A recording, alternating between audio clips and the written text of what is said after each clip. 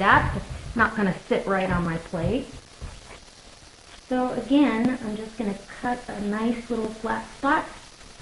These are hard winter squash, so they're not as hard as, let's say, I don't think they're as hard as butternut, but they are hard. So, and that goes to the chickens along with the seeds, and you've got a little stringy stuff in the middle, just like all other squash. And so what I do is I'm going to steam this. I've got a little water in here in this baking pan. I'm going to put this in a 400 degree on the countertop oven and let these bake off. And I may add some more water if it steams off. You're just going to cook them until they're fork tender. And then you'll see what happens. Oh my goodness. Okay. So, and I've got a half of the white onion all peeled down. I don't want, I'm just doing a really small batch of stuffing. I didn't have that many breadcrumbs, so it's a pretty small batch. But we love onions and we love celery. And a lot of times I will put carrots in here as well, but tonight it's just onions and celery. So I'm going to get all this chopped up. And I wish I could chop like a Food Network chef, but I don't think I do.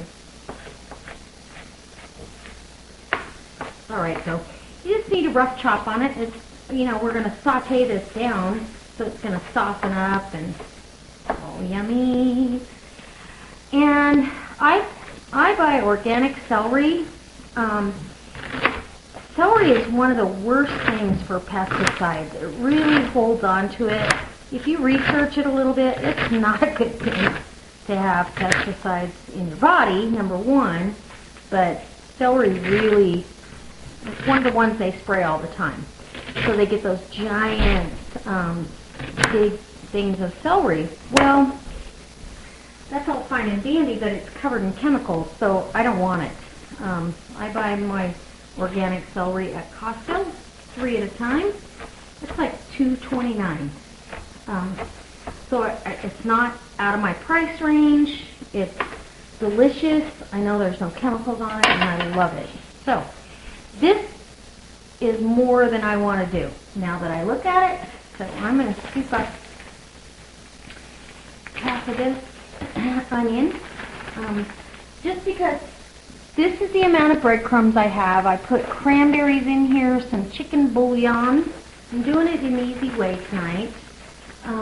So that's too much for that little bit of, there you go, for that little bit of breadcrumbs. I got some parsley in there, garlic powder, onion powder, and poultry seasoning. And so what I'm going to do is I'm going to saute this off with some butter, and then all I have to do is really add water at the end because the bouillon's already in there with my parsley and my garlic and onion powder. And I'm going to prep these apples. These are little Honeycrisp apples. They are so delicious. I did apple and pear butter with these. They're really amazing, I have to tell you. And that was a hit. So what I'm going to do, and these aren't very big, so I'd use more than if I used a bigger apple. You got to core them and peel them, obviously, to make this apple gravy. Once you've had this, you're just going to go, oh, how did that ever happen? Because this is amazing. I do want to put out there, though, if any of you guys that watch my videos, the ones that are in the evening, I hate them. They've got that yellow, orangey cast to them, and I can try to fix it on the editor thing, but if you have any hints, do I have to get like strobe or big old giant LED lights cooking me out of the kitchen? I don't know. If there's any suggestions that would be an easy fix without making me really hot, or something I Really can't afford. I have every light in my kitchen and dining room on. And it's very bright in here. And I still see on the camera an orange cast. So, anyway, so I'm just going to peel and chop and put fruit fresh because this is going to sit here until I'm ready. And I don't know if I'm going to do 3 or 4 apples. It depends on really the amount that I get. Back, and I'm ready. I've got, let's see, back here on this burner, I've got my onions and celery sauteing to soften up. In butter, this is not an everyday meal. We might have this exact meal once a year.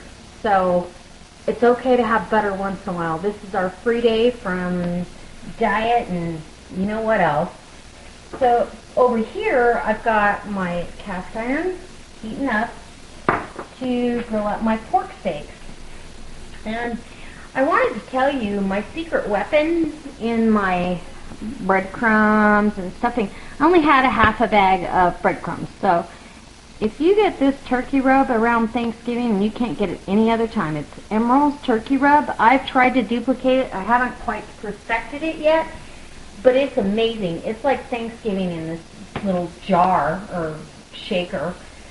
So over here I've had my pork sitting out so it could get close to room temperature, and one of these is kind of small and one of them is kind of big. No, actually they're both about the same size. Perfect size for this. And I prefer having the bone on.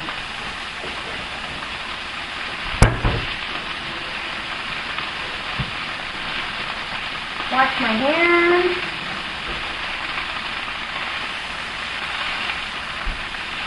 I like having the bone on because it adds more flavor. I think it keeps the meat moist. I don't know how that works, but I really believe that it adds some really good flavor to the pork chops. And so I'm going to go ahead and season. I'm going to season it with some of that Emerald's turkey rub and my garlic powder, some lemon pepper, and a little bit of sea salt. But I don't want the meat to tighten up too much, so not too much salt, okay?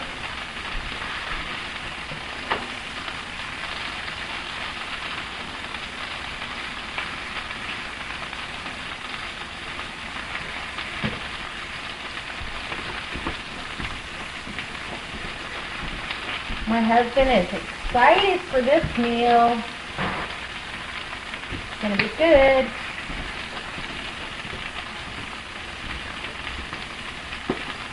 And I want some fresh cracked pepper down on these chops.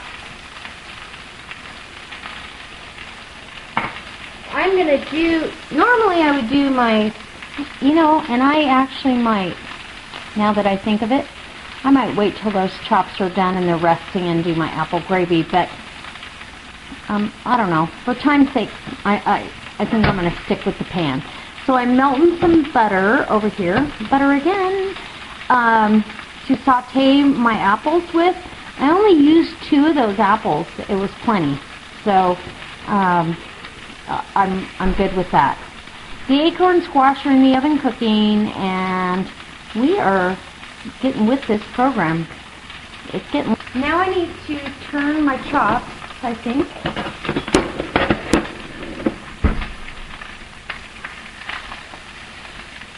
What do you do? Nice. And I'm going to re-season them on this side.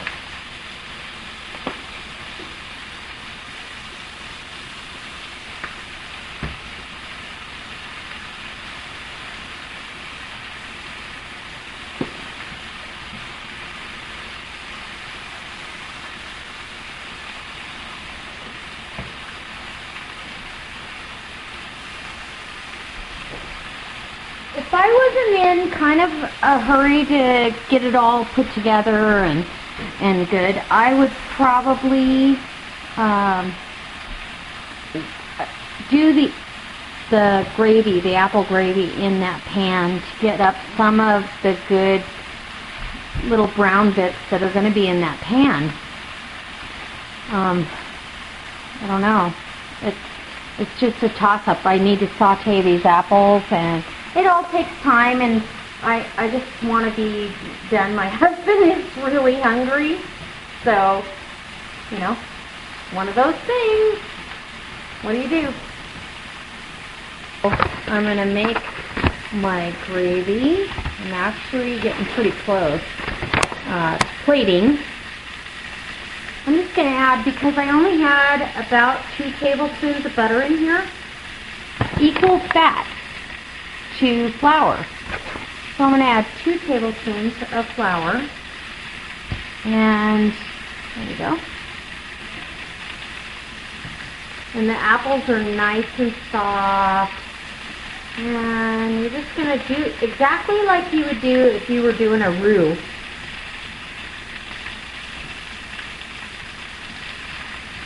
So, okay. And I think, oops, wrong lid.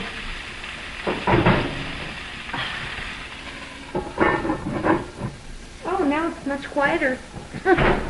Okay, so I've got my roux started in here, and we don't keep milk in the house very often, so it's quite rare, and if we do, it's fat-free, or, you know, or it's almond milk or something like that. And so I have in this container evaporated milk and a little bit of water to kind of bring it back together. And that's what I'm going to use, and it'll be delicious.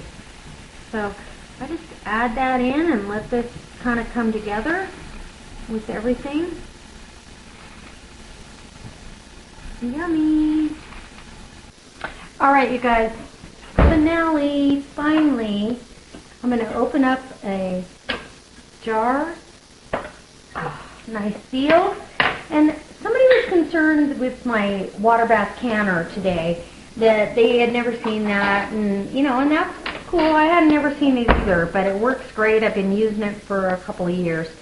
As long as you get the heat up enough to have a suction, everything that goes in a water bath canner should be have enough sugar or vinegar or acid, basically, to survive and be shelf stable. So I'm not worried about, I've never had a problem. All my seals are good. Now, in a pressure canner situation, ooh, baby, you better be right on time. Anyway, so in this acorn squash, I've got a large pat of butter, and I'm going to put, a spoonful of that apple pear butter for my husband to just absolutely enjoy. So I've got my stuffing, my acorn squash that's been roasting, a nice pork chop, and we've got dinner that is just rings in fall like no other. So I'm going to take a little bite of his pork chop, because I can. He's in the garage, getting ready to go chucker hunting. Okay, I need a little apple gravy, a little stuffing, and I better try it. Whoops. Oh my gosh, that's so good. And then I'm not as big a sweet eater as he is. I like my acorn squash savory, but I got a little bite there for you.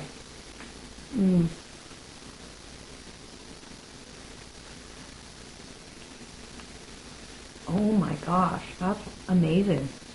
Okay. Well, I better get this on the table for him. So I hope this inspires you to do something you hadn't thought of, if you hadn't thought of this. And if you have, maybe make it again. You know what? It's just a really warm fall meal that just makes fall seem so much more comforting. And I hope you try this.